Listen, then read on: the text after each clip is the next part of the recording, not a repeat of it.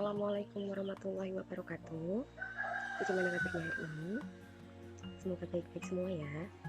Nah, untuk presensi sudah Ibu upload melalui Google Classroom bersama materi. Jika ada yang ingin ditanyakan bisa melalui kolom komentar. Pertemuan kemarin kita telah mempelajari materi terkait dengan ukuran pemusatan data kelompok. Nah, pada pertemuan kali ini kita akan membahas ukuran penyebaran data untuk data kelompok. Jika pada materi ukuran pemusatan data yang kita cari adalah mean, median, dan modus, pada ukuran penyebaran data kita akan mencari besaran yaitu jangkauan, simpangan rata-rata, simpangan baku, dan ragam atau variansi. Ukuran penyebaran data ini merupakan penyebaran data yang merupakan ukuran yang menunjukkan seberapa jauh data yang menyebar dari rata-rata. Nah, pada ukuran penyebaran data ini digunakan untuk mencari keheterogenan data. Jadi, semakin besar tingkat penyebaran data, maka data akan semakin heterogen. Sebaliknya, semakin kecil tingkat penyebaran data, maka data akan semakin homogen. Nah, pada ukuran penyebaran data, untuk pencarian besaran jangkauan, itu dicari dengan R besar dengan rumus X maksimal dikurangi X minimal. Nah, jika pada data tunggal, dengan mudah diketahui nilai tertinggi dan nilai terendah. Lalu bagaimana dengan data kelompok? Nah, pada data kelompok, kita harus mencari terlebih dahulu nilai tengah. Ini kan saya sudah berikan contoh kasus, diberikan data hasil ulangan matematika dari kelas A yang terdiri dari 40 siswa, yaitu dengan nilai 56 sampai 64 ada 7, nilai 65 sampai 73 ada 7, nilai 74 sampai 82 ada 11, 83 sampai 91 ada 9, dan 92 sampai 100 ada 6 siswa. Dengan total seluruhnya adalah 40 siswa. Nah, pada nilai ini kan rentang berarti ada 9 nilai. Kita ambil nilai tengahnya. Berarti nilai tengahnya adalah 60. Dari 65 sampai 73 nilai tengahnya adalah 69. Oke. Nah, setelah diketahui nilai tengah, nilai maksimal yang kita ambil adalah nilai tengah. Nilai tengah tertinggi dikurang nilai terendah.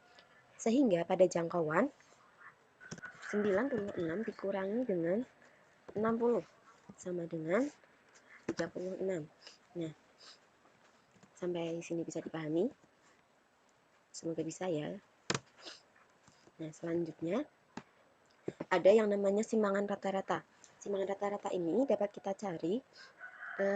Simpangan rata-rata ini dilambangkan dengan SR besar, SR kapital.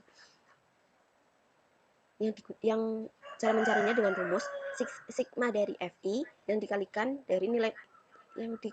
dengan nilai mutlak dari XI yang dikurangi dengan rata-rata dibagi dengan sigma FI atau banyaknya data. Lalu besaran yang ketiga ada simpangan baku. Simpangan baku ini dilambangkan dengan S kecil sebenarnya. S kecil, cara mencarinya dengan rumus akar dari sigma FI yang dikalikan dengan XI dikurangi rata-rata yang dikuadratkan lalu dibagi dengan banyaknya data. Lalu besaran yang keempat yaitu ada ragam atau variansi. Nah, ragam atau variansi ini sebenarnya kuadrat dari simpangan baku. Kita langsung masuk ke contoh soal yang tadi. Berarti untuk mencari simpangan rata-rata, kita butuh yang namanya rata-rata. Kita mencari rata-rata terlebih dahulu. Rata-rata dicari bagaimana?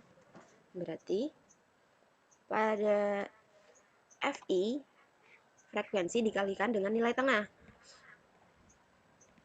7 dikali 60 berarti 420.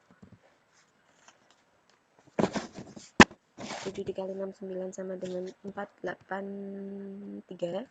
Nah, setelah kita kalikan antara frekuensi dengan nilai tengah, kita jumlahkan. Ini jumlahnya kalau tidak salah 3120. Nah, pada jumlah ini 3120 kita bagikan dengan banyaknya data. Berarti 120 dibagi dengan berapa? Dibagi dengan 40. Sama dengan 78. Nah, rata-rata telah diketahui. Lalu apalagi yang kita butuhkan? Yang kita butuhkan adalah bagian ini. Jika sigma Fi telah diketahui 40, berarti yang belum kita ketahui bagian mana? Bagian mutlak dari Xi dikurangi dengan rata-rata. Oke, kita cari terlebih dahulu Xi yang dikurangi dengan rata-rata.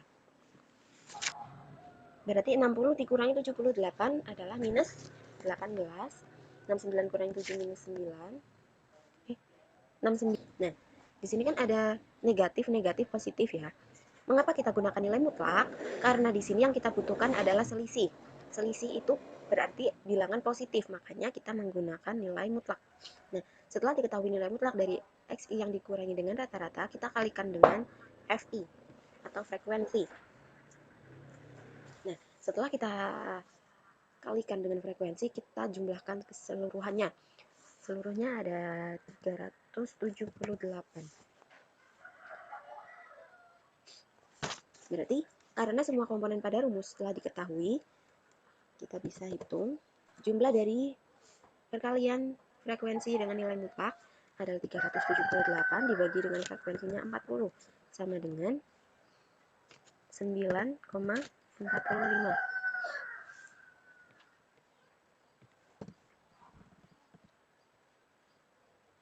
Sampai sini ada pertanyaan?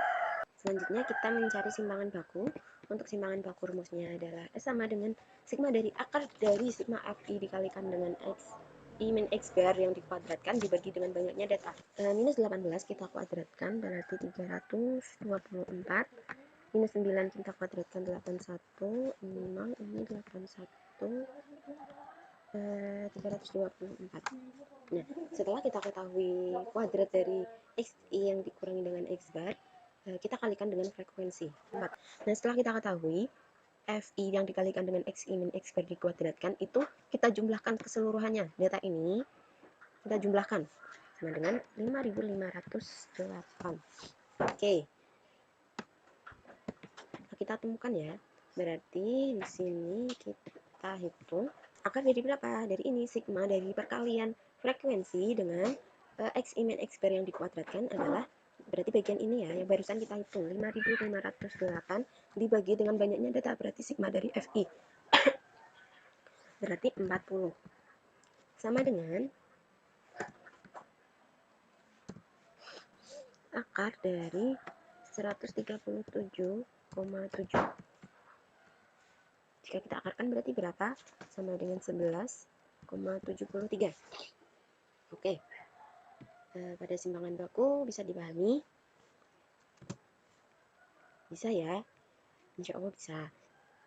Jika ada yang belum bisa dipahami, nanti bisa ditanyakan di kolom komentar. Selanjutnya kita cari ragam. Ragam itu adalah simpangan baku yang dikuadratkan. Berarti sama saja dengan S kuadrat ya. Sama dengan sigma dari Fi yang dikalikan Xi min X bar yang dikuadratkan. Itu kita ketahui bagian ini ya, yang kita cari pada saat mencari simpangan baku. Berarti sigmanya 5508. 5508. N-nya berapa? N-nya adalah banyaknya data, 40 siswa. Berarti sama dengan 137,7. Selesai. Berarti pada saat simpangan rata-rata, kita harus mencari terlebih dahulu rata-ratanya, lalu menentukan Xi min X bar, lalu dikalikan dengan frekuensi, dijumlahkan lalu dibagi dengan banyaknya frekuensi data. Nah, untuk pertemuan selanjutnya, kita akan mempelajari tentang bab peluang. Di bab peluang kita akan mempelajari tentang kombinasi, permutasi, dan sebagainya. Untuk lebih jelasnya akan saya jelaskan pada pertemuan berikutnya. Terima kasih, kurang lebihnya mohon maaf. Semoga bermanfaat. Wassalamualaikum warahmatullahi wabarakatuh. Untuk diskusi selanjutnya bisa melalui Google Classroom, melalui kolom komentar. Terima kasih.